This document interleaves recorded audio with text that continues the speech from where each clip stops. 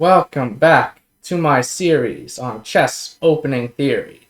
In this video, I'm going to be looking at the e takes d5 sideline in the Winawer variation of the French defense. So the French defense is when white plays e4, black plays e6. White plays d4, black plays d5. And the Winawer is when white now plays knight to c3, black plays bishop to b4. And the sideline we'll be looking at today begins with e takes d5. Black should take back with the pawn to free up this bishop. Taking back with the queen does not really make any sense, as white can just develop normally and maybe even gain time on the queen. And this position looks like an exchange variation, except with the moves knight c3 and bishop b4 included for whatever reason. So in this position, by far the most popular move for white to play is bishop to d3. You might be wondering what would happen if white now plays pawn to a3, and the answer is we'll just kind of transpose to what happened in the game in this video. Knight to e7 is an interesting move that black could now play here, but I like playing knight to f6, and after bishop d3 we would have a transposition.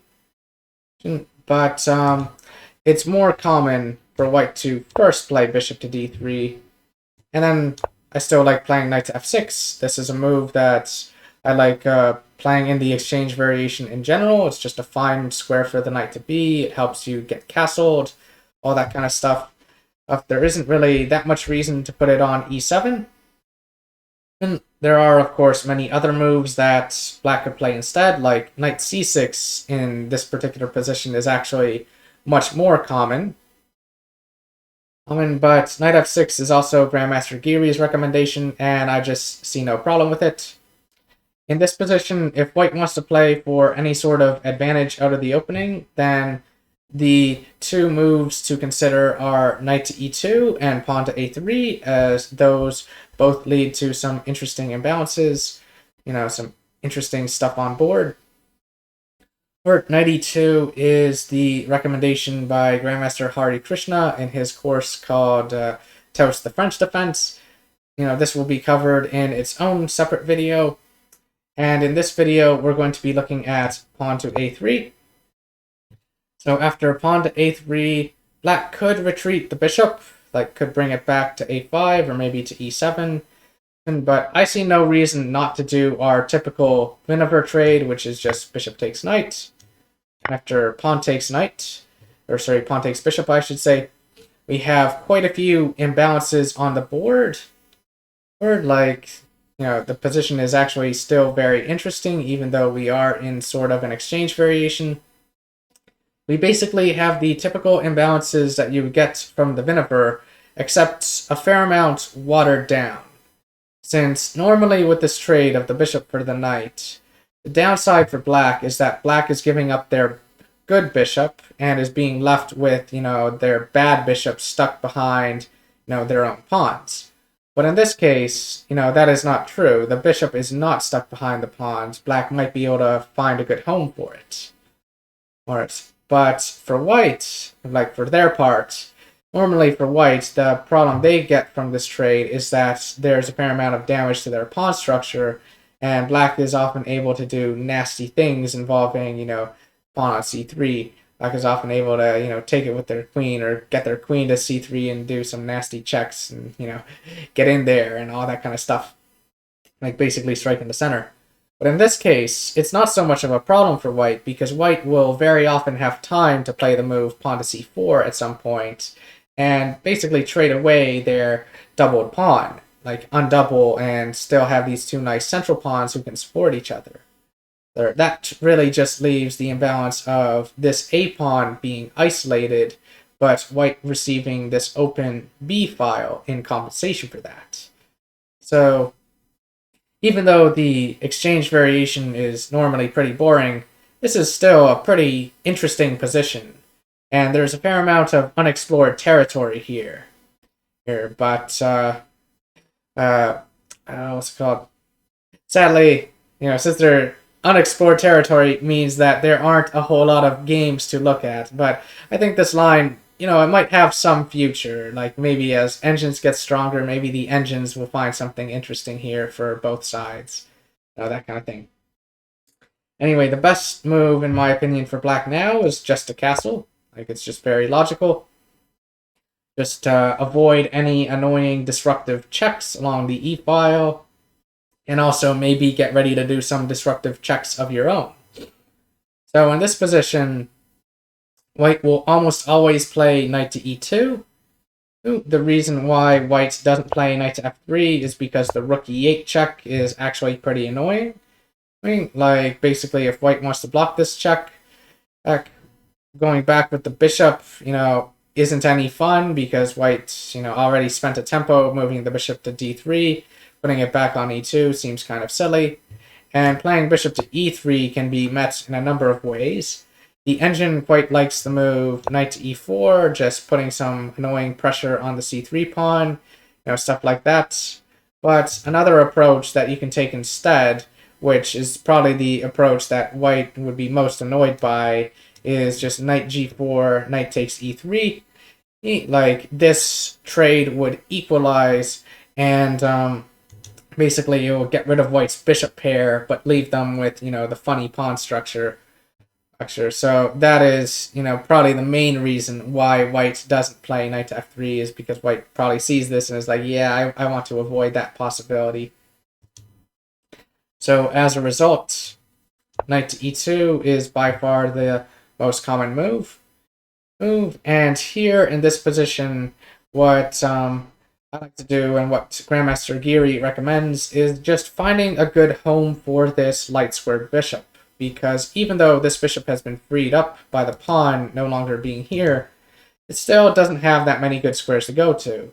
Like, obviously, it can't go to h3, and the f5 square is currently controlled by white's bishop, so that really only leaves the g4 square or maybe the d7 square. But d7 seems a bit passive, and there isn't a whole lot for the bishop to do there. Maybe go to a4, you know, something like that. But it doesn't really seem all that good. e6 just seems a bit too defensive. It kind of just blocks the file for the rook, and the bishop basically just seems like a tall pawn if it sits on e6. So that's why I like playing bishop to g4 here. I like this approach. I thought I should mention really quick, though, what should we do if white tries to prevent that kind of plan? So, for example, if white plays pawn to h3 here in order to stop, you know, the bishop from going to g4 with the idea that if rook e8, then just knight e2, just block that way. Then black can just come in with their knight like this, and white really should not play pawn to f3 because queen h4 check, you know, pretty obvious stuff. If white plays knight to e2, then black can actually develop their bishop this way, play bishop to f5, the knight could come back to d6 maybe, and the knight is guarding the square over here. So, you know, this is one way of dealing with, you know, the h3 idea. And if white instead decides to go f3 over here, then black can make use of the fact that that has opened up this diagonal and immediately strike in the center with pawn to c5, with the idea of maybe playing pawn to c4, forcing this bishop away, or taking on d4 if white reacts with pawn to c4. You know, stuff like that. And basically, if white now takes, then black can play queen e7 check, and if white blocks, then black can play queen takes c5, and this is pretty annoying. How is white going to castle here? And uh-oh, these pawns are actually looking a lot more, a lot worse now, given that they're on an open file. Uh-oh. You know, so this, you know, f3 or h3, they don't actually work. I thought I should, you know, just mention those real quick. So by far the most common move for white in this position is knight to e2, and black can play bishop to g4, developing their bishop, maybe possibly trading for this knight in the future, but maybe not right now. Another much better idea, which we see, is, you know, after f3, you know, kicking the bishop and taking control of the square, dropping the bishop back to h5, white castles, bishop to g6. Black can develop the bishop this way and challenge this guy over here for this diagonal. Maybe trade bishops, because one way to deal with the bishop pair, of course, is to get rid of one of the bishops. Trade one of them away.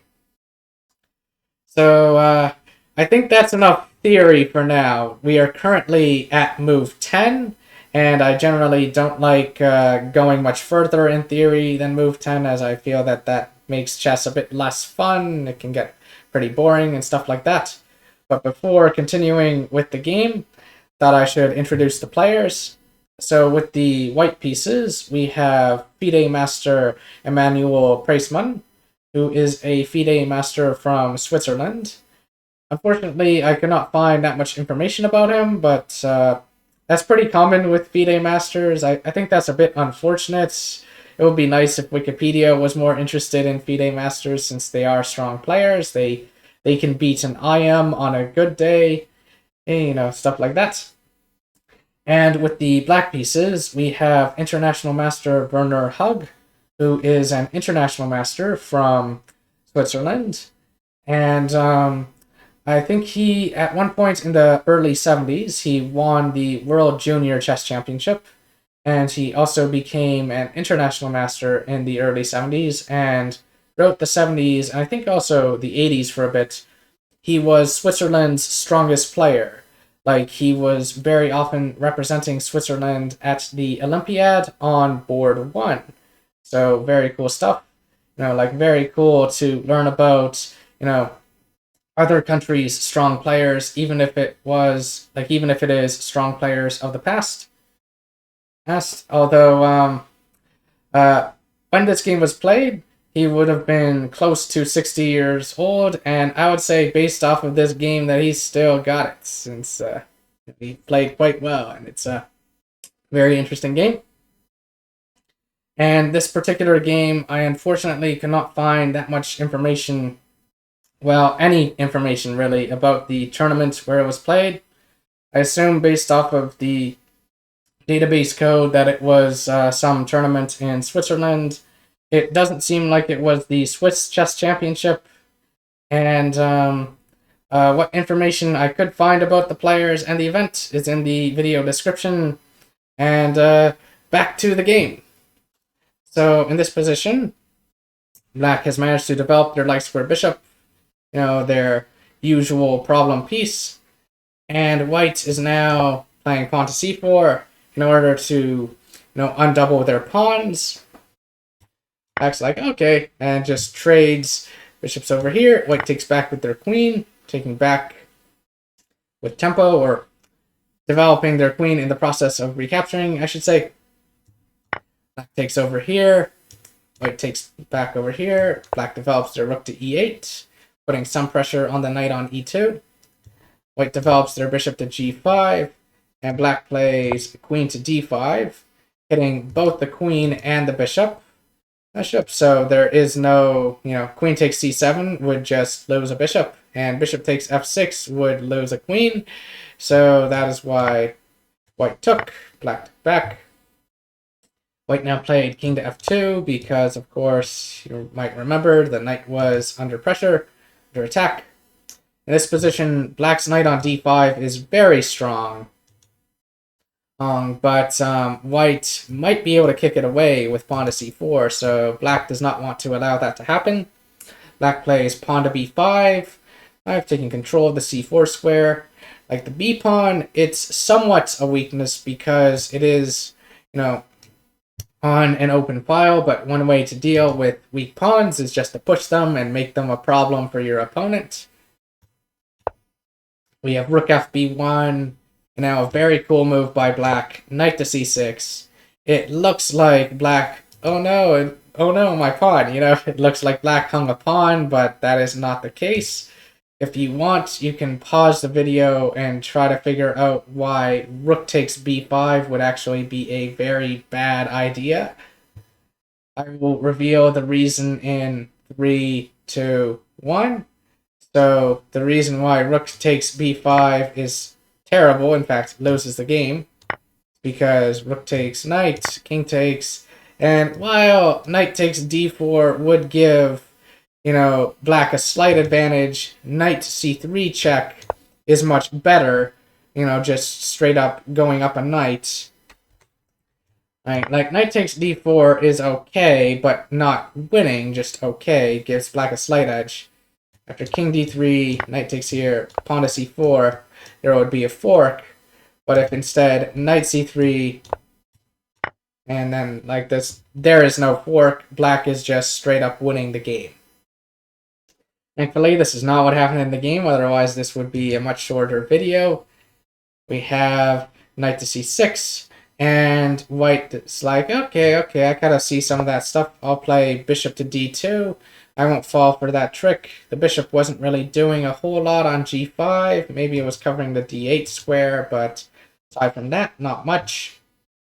So white plays bishop to d2, covering the c3 square, maybe possibly getting ready to take this pawn. And black's like, I think I'm kind of done with those kind of tricks. I'm just going to play a6 to solidify this pawn over here. White's like, okay, I'm going to attack that pawn further, maybe try to open up this file. And black's like, no, I'm going to play b4, or I'm going to try to keep it closed. White's like, okay, you can keep it closed. I'll just, play c4, try to kick this knight away, and then just win the pawn. That was part of the idea of bishop d2, just to, take control of these squares. Anyway, we have b takes c3 taking en passant. We have knight takes c3 since white probably wants to play with bishop versus knight. There are, after all, pawns on both sides of the board. We have rook a d8, knight e2, pawn to f6, rook b7, rook b8. And now here in this position, I would think white would probably just play rook a b1, just, try to take back on b7 and keep the rook there. But white probably didn't do that because white probably just saw that these two knights just do a great job of kind of restricting the rook on b7. So white just took like this. Black took back with the rook, keeping their knight active. We have rook c1, knight ce7, keeping the knight centralized at least, even if it's not fully active. This knight is very strong. This knight is very annoying. White plays knight f4. Black plays rook b2, attacking white's bishop. And white's like, you know what? You can take my bishop. I'll just take your knight. And black, of course, did not take the bishop because if rook takes bishop, then king e3 would hit the rook, and this knight would still be under attack. There would be, some knight takes e7 ideas. Black might be able to run away with some pawns, but that probably will not be enough, especially since there are rooks still on the board. So black just took back with their knight. And white's bishop is still under attack. White cannot put their king on e3, and putting the king on e2 isn't so good because there might be some annoying knight f4 ideas, maybe hitting this pawn on, if the king goes back to f2, there's this, stuff like that. So as a result, king to e1. Black's like, okay, I'm getting nowhere on the 7th rank. I'll just drop back to b6. Next, we have bishop to a5, rook to d6, king to d2, rook to d7, king to d3, king to f7. And players are playing an endgame, which is probably actually to black's advantage, since generally older players are very strong in the endgame because they've got a lot of experience. They're usually not so good with very sharp, very crazy tactical positions, but they generally excel in the endgame because they've played so many games of chess in the past. They've got so much experience. Anyway, we have rook c6. We have rook d6. Black's like, yeah, let's trade rooks. Let's simplify even further, go into even more of an endgame.